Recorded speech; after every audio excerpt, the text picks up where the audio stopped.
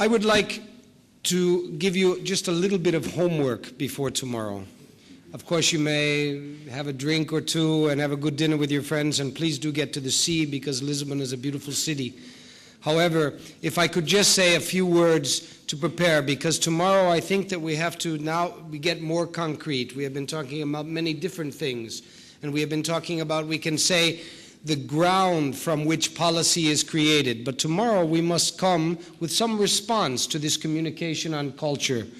There is a proposal put on the table by a commission which is willing to listen and which has been part of organizing this cultural forum.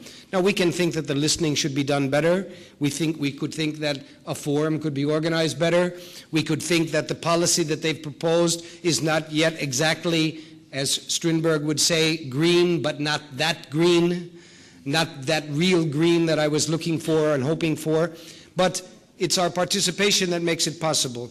If I could, just from my perspective here, offer 3 questions and then a few points. And I would like you to maybe sketch them, try to remember them, and even think about them tonight before we meet tomorrow morning. 1, is there a conflict between folk traditions, which a number of people have touched on in different ways, both Mary earlier and Damian here at the end, and cosmopolitical identities?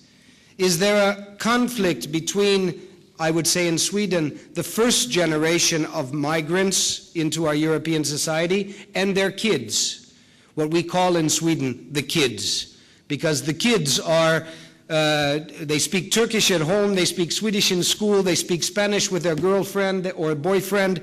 For them, the world is their playing field. And for their parents, it was a major upheaval to move from one place to another.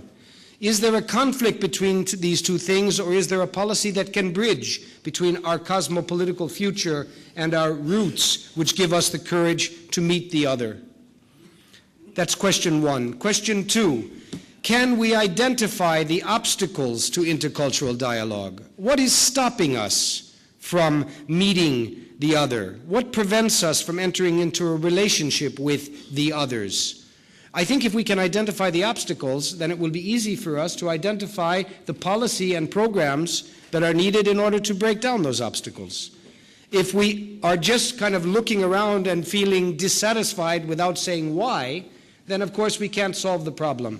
So please try to come up, each of you, with a short list of what you feel in your own working place or community, of what the obstacles are to this dialogue that all of us, I think, are in agreement we are searching for. And my last question, one that hasn't really been brought up today, but which in fact concerns me, and I was thinking about it during the first plenary speeches. Is there a danger of instrumentalization? Or should artists be guided into direct engagement with issues created by economic and political inequalities? Is this the job of the artists or of the cultural field? Is there a danger? And in that case, how can we be sure that the policy we put in place is not actually eliminating our most talented artists and cultural workers? We want to make sure that the artists, as the Princess of the Netherlands said earlier today, that the artists are free, that it is their freedom that we need, and that if we instrumentalize culture or the arts through policies, then we are potentially creating a dangerous situation. If that danger exists, let's be careful of it and make sure that our ministers understand that we want a policy, we want an agenda, but we don't want instrumentalization. Sorry, Chris, do you have an open mind on that last question? I certainly do. Do I appear not to be? I often say things as if I didn't have an open mind, but I really do. I'm only trying to provoke you, please. I would like to have a good dialogue tomorrow, not everybody agreeing. Okay. If I could just also then list just 7, 8 points, quick, not questions, but quick points that came up from different people today, and I won't be able to refer to who. The creation of intercultural meeting spaces, cultural centers, communities, workplaces, schools, the creation of intercultural meeting places. Is this part of our proposal? Networks, networking, transnational networking. Is this a possible instrument for the policy that we are trying to develop, or the agenda that we are trying to develop?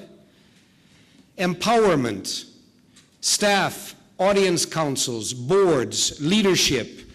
Alberto was touching on this, others of us were touching on this. Empowerment. How, if we really want a dialogue, then it has to be done on the basis of an equal relationship. I can't say, come, you are welcome to swim in my swimming pool. I have to say, let's build a swimming pool together. And you also have to be a builder. Multilingualism. We will touch on this tomorrow, I hope. Gabriela will touch on it. I know that this is a subject that many of us have touched on. I have to say something about multilingualism. I have 4 children. All 4 of them speak 4 languages at least. The 2 older ones, 6 or 7 languages fluently. It's a struggle for me, after all these years, still to speak Swedish without an accent, since I'm not born in Sweden. Now, is this multilingualism a problem of my generation, or is it a problem of, are there policies that are necessary to put it into place? I think that most kids today already leave school with 3 languages, but let's make sure that they do, and even more. Mobility. People and artworks, it's been mentioned a number of times. What do we mean by this mobility? How do we do it? What programs? Erasmus for Culture, mobility program through the Culture 2007 program. What other things do we have to do? Because mobility means widened experience, and widened experience means capacity for intercultural dialogue. Intergenerational. Is this part of our discussion? In my opinion, it is, from the very simple fact that I think there is a great difference between the first generation migrants coming to our European cities and the second and third generation. There is a great difference between these two. So there is an intergenerational aspect. What do we do with it? How do we weave it into our agenda? Interreligious dialogue has been mentioned several times. We had our colleague who mentioned it earlier today from an ecumenical perspective. It's been mentioned several times today. The Alliance of Civilizations also implies in some way an interreligious dialogue. Can this be incorporated, or is it something that we need to keep separate from the intercultural dialogue? And lastly, this question of the audiences, that is participation, access to culture. Everyone is paying for it. 7% of the population is actually visiting it. Is this not a question of cultural democracy? And if it is, are there policies that could be put into place that would put demands on the institutions to widen, broaden, and deepen their audiences? Those are the points that I have brought up. I would like to give the word to Antonio if he could help us just to find a few, to get closer to a report tomorrow.